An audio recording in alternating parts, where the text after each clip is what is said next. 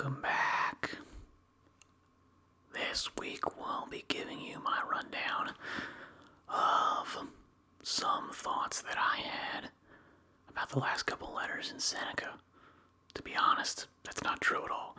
What we'll actually be getting into is a thought that I had that I guess has been reoccurring since we've been reading some of these Stoics. And it's the way in which they approach the question of the nature of our existence. As far as I see it, there's two possibilities. This is all that we are. We're material chaos rearranged into patterns because the universe is big and it's existed for a long while, and therefore you're going to get some weird complex stuff if you run a bunch of chaos through it for a long enough time. So, this is all that we are. Or, this is not all that we are. We are the atoms that make us up, that science tells us that we are. Okay, that's us materially. But then there's also an immaterial aspect to reality that science can't nail down. And that's where you get into philosophy, religion, spirituality. And these are the sort of issues that are always appropriately approached by these Stoics, which is to say that they always will say, okay, either we're all atoms or there's providence. Either way, blah, blah, blah. This follows from, either possibility. That is incredibly refreshing to hear, especially, perhaps in spite of the fact that it's, a couple thousand years old, because they're being more scientifically minded. They're being more scientifically accurate. There is no way to determine one way or the other whether or not this is the nature of reality or that is the nature of reality. Because it's an immaterial thing that realistically there can't be evidence for. So, either position is a belief. By definition, by its very nature, there can't be proof one way or the other. You can say, you know what, I am a more evidence-minded person, and therefore God has not been proven enough to me, therefore I choose not to believe it. That's fine, I understand that. You are still having a choice, though. You're believing it. You're believing in it not because it's been proven to you. You don't know it one way or the other, and you can. But you're believing in it. The problem is that most people would say, hey, you know what? There's no proof of this stuff. We have a lot of knowledge about materialistic, realities. Therefore, it's provably true, scientifically accurate, that there is no God, there is no higher reality. This is all that we are. And that's the nature of existence. It's obviously incorrect, and it's unscientific. So why are you holding those positions? These guys 2,000 years ago were honest. They were like, we can't know one way or the other. These are the two possibilities. So we're going to live in a way that actually works for both of those possibilities. But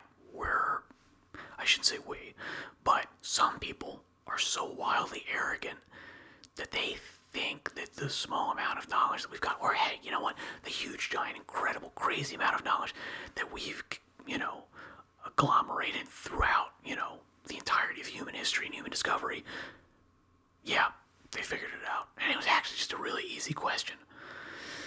Yeah, not that way. Now, on the origins of these thoughts of mine, basically all of this is coming from, I don't remember which letter, but old age and death. The way that Seneca is remarking about old age is basically saying that, you know what, it's this body is a shackle. We are in prison here. And old age is basically wearing away, slipping those bonds, little by little. The attachment you have to your physical form is lessening every day, every year, and eventually, if you die of old age, you basically just cast it off gently. It just falls away on its own nature. Now, how this relates to those two questions, this is all we are, this is not all we are. Either way, you're being freed. You're either being freed from the random, impersonal, existential chaos of a materialistic world. This is all that we are. Or you're being freed from the physical shackles of these worldly bonds to allow your immaterial higher self to rejoin that higher level of, reality, dimensionality, and therefore you're being freed. This is not all that we are. Okay? And again, guess what? The Stoic philosophy applies equally to both. The thing that actually matters is your mentality, not your physicality. And therefore, you should live the same under either aspect. Isn't that impressive? Again, it's inherently admitting that we cannot know everything there is, because there are some things that even if science and technology advances, 100 million billion years into the future and we're still around and haven't killed ourselves, then there's still going to be aspects of reality, questions that we have that we simply can't answer because there's not going to be any way to gather any evidence about them. And therefore, you can't make scientifically minded inquiry into those things because they're not observable via anything. We should kind of try to get back to that, have a little bit of humility. You can have whatever beliefs you want. I don't mind that.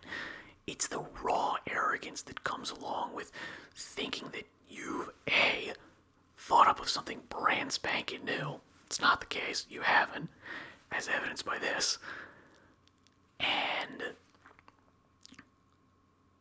the conceit that, we need to order reality living in society based on that one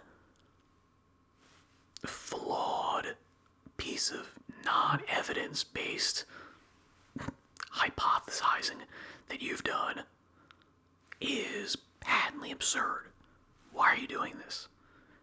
I think it's, again, I really do believe it's just a sheer ridiculous arrogance that pushes us towards this stuff. I don't get it. Do you? Does it make sense to you? Is it a more comforting view on reality? That this is it, this is all that we are?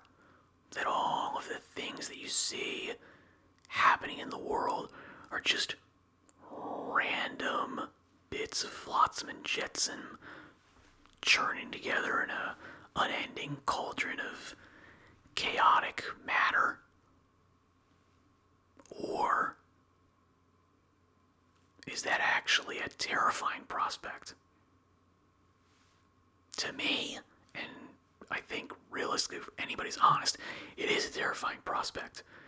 And if you're not actually terrified by it, I find that you're not really working these things out to their logical conclusions. Because there is, if all this we are is this, then there is no meaning to anything we're doing. And if you're living well and you're having, a lot of pleasurable existence, that's great, but eventually it's going to end. At the end of the day, that's going to happen. It's going to end. So why adopt that? Because again, it is a choice. It is a belief to believe that thing. The actual, legitimate, honest approach to these things is I don't know one way or the other. So I need to live in accordance with either possibility. And you know what? I'm not going to foist one or the other because it's ridiculous to try to do that. So, you know what? You can choose to be a, spirituality adhering, this is not all that we are, scientist, as opposed to a honest, scientifically minded person going, I absolutely know for sure with 100% accuracy that this is all that we are. You can't say that. So, okay, random rant over. Now into the big stuff. Follow me on Twitch, Lowdown Dirty Cheater. Like, comment, and subscribe. Watch all my things over and over again. In the background, I don't care. That's fine. It will hypnotize you into right thought and action. And then, have fun. Do whatever you want. Doesn't matter to me. Anyway, thanks for tuning in. I applaud you for it. You made a good decision. Sincerely. That's sincere applause. Not sarcastic. And I hope to see you back here again. Farewell.